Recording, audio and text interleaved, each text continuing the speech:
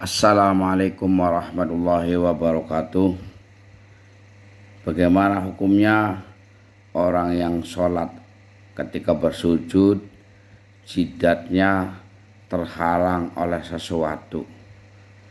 Saya diambil dari kitab Al-Baijuri Syarah Fathul Qorib halaman 159. Bismillahirrahmanirrahim. Falau sajada maka lamun sujud sapa wong ma'ahailin sertane perkara kang ngaling-ngalingi ala jabhatihi ing atase batu ke musolli tu wong bihaitsu ya ummuha lawan sekirane meratani apa hail ing jabhah kaangkana kaya lamun anak iku fi maudhi sujudihi ing dalem panggonan sujude musolli apa waraqatun kertas atau daun au turabun atau debu faltasoko maka nuli kantil apa ahaduhuma salah sijine waraqah au turab bijab hatihi ing dalam batu atau jidate wong lam yasiha maka ora sah apa sujuduhu sujude musalli ma'ahu sertane ahaduhuma.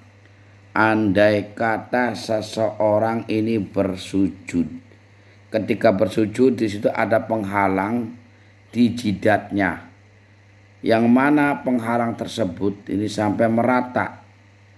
Ka'angkana fi maudhi'i sujudihi waraqatun, contohnya seperti di tempat sujudnya ada kertas, orang mau sujud di bawahnya ada kertas, autorobun atau ada debu.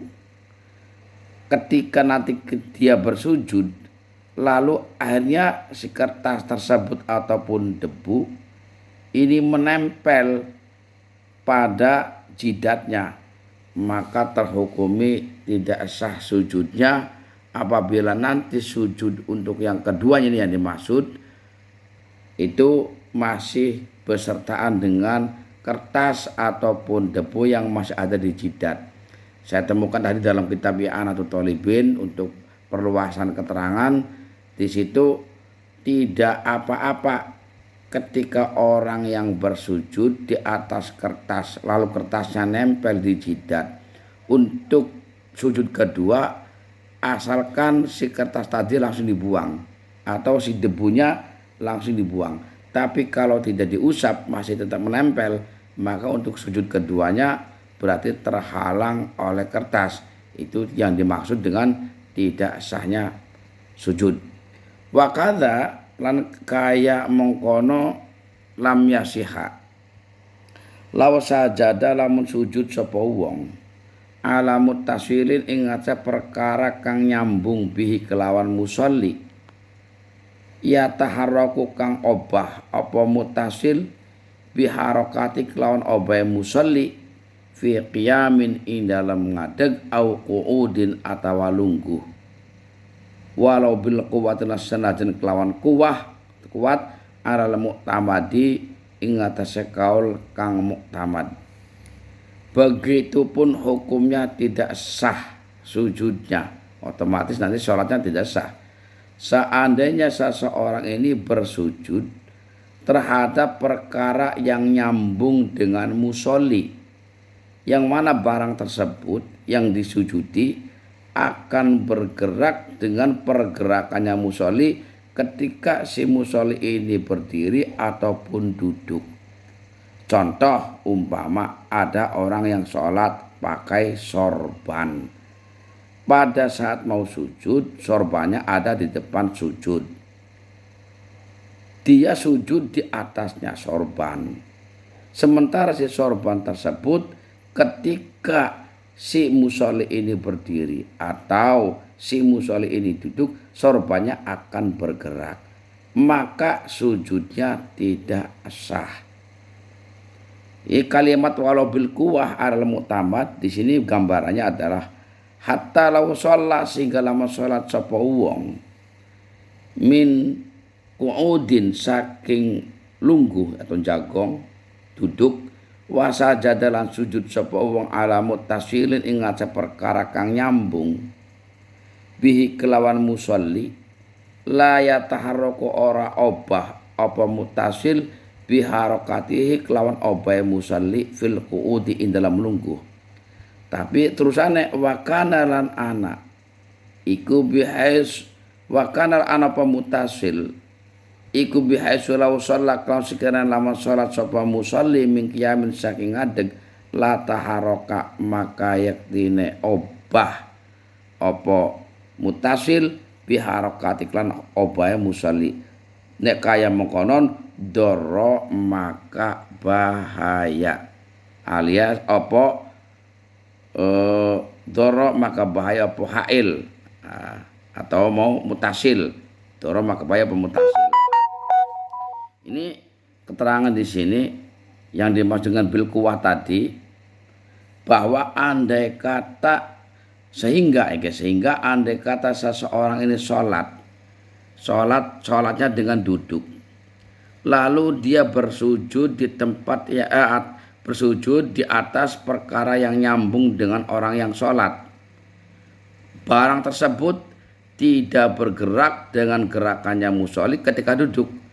Gambarannya lah begini, ada orang yang sholat dengan duduk, dia pakai sorban, sorbannya itu nglembreh atau sorbannya itu ada di depan karena mungkin sorbannya karena orang sholatnya dengan duduk, jadi sorbannya itu sampai di tempat sujud.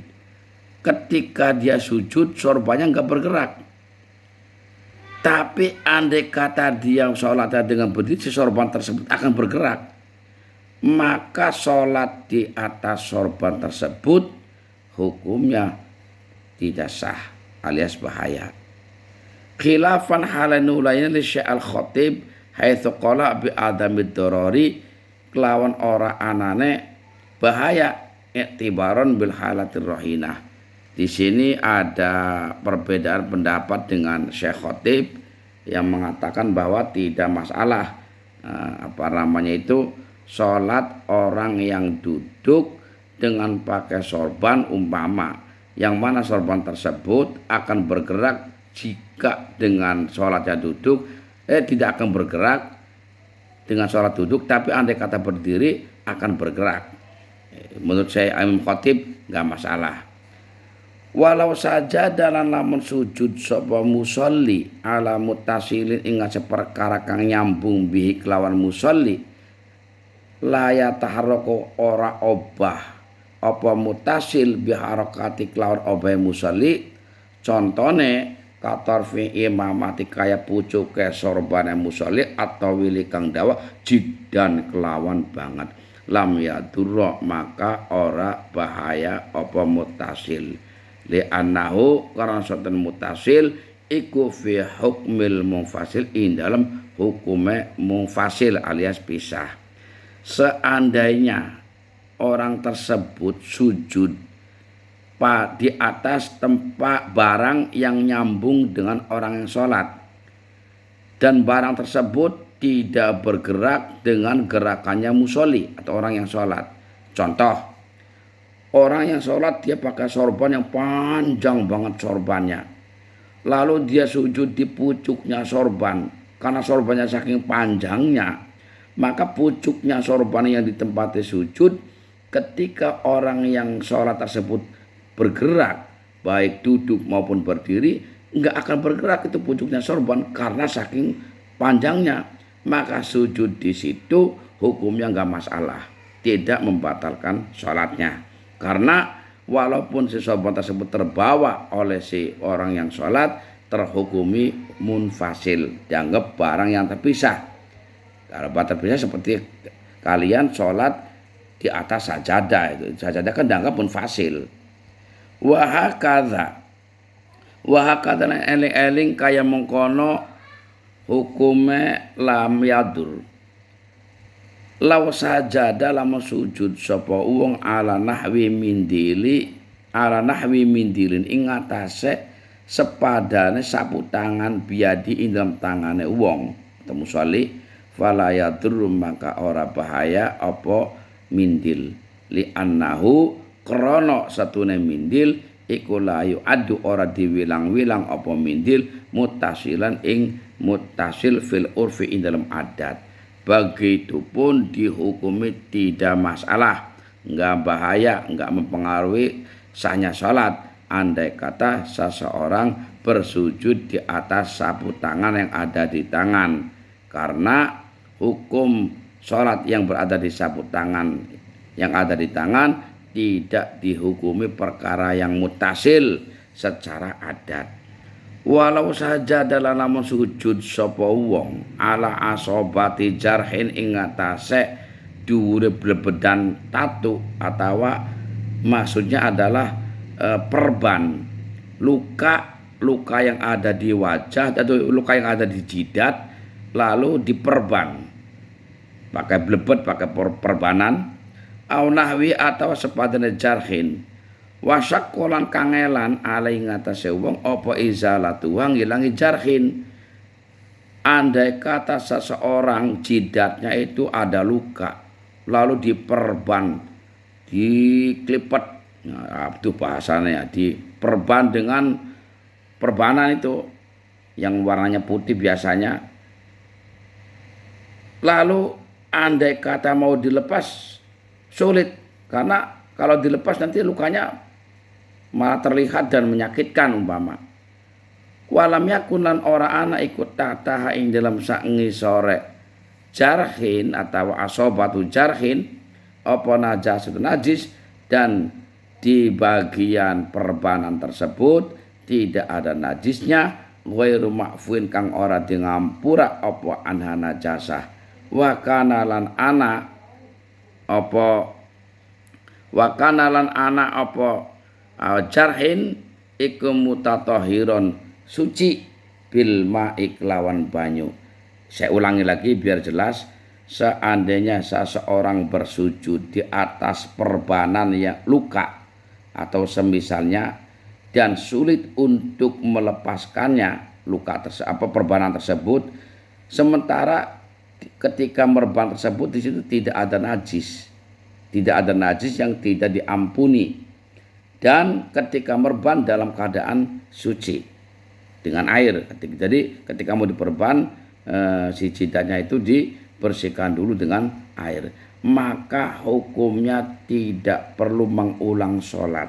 Berarti nggak masalah walaupun di situ ketika sujud jidatnya itu tidak langsung tembus ke bagian tanah, tapi terhalang oleh perbanan. Li annaha iki alasane karena satuna ada iku idza lam talzamhu nalikane ora wajib apa ada ing musalli ma'al imai serta isyarah lil udhri karena udhur fa adamu luzumnya maka ora wajibe ada lihada maring iki salat alal jurhi mau asop atau sujud ala jurhi iku aula luwih.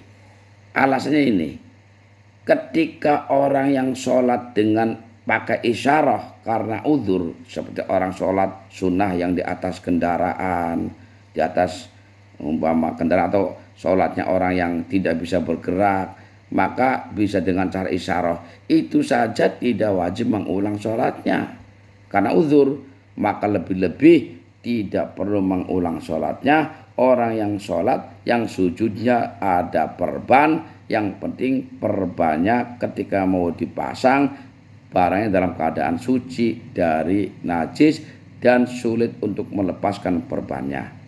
Lanjut. Walau saja dalam lamun sujud sapa wong ala sya'rin ing atase rambut nabata kang tukul apa sya'ar bijab hati ing dalam batu ke wong atau musalli kafa maka cukup apa sujud. Andai kata orang sujud di atas rambut, tapi rambutnya rambut yang tumbuh di bagian jidat ini. Orang yang jidatnya keluar rambut, berarti kalau rambutnya ini tebal, berarti ketika dia sujud di atas rambut, tapi rambut yang ada di jidat, maka dianggap cukup. Li annama karena satune barang abata kang tukul apa ma alaiha ing atase jabhah iku mithlu basyaratiha madani kulit jabhah, karena rambut yang tumbuh di bagian jidat dihukumi sama seperti kulit bagian ning jidat. Dzakarahu nutur ing mazkur sapa Al-Baghawi fi Fatawi ing kitab Fatawina Al-Baghawi. Dari sini udah kelihatan andai kata seseorang nih, biasanya laki-laki yang malas pakai kopiah, malas pakai rambutnya agak panjang, hati-hati kalau sujud.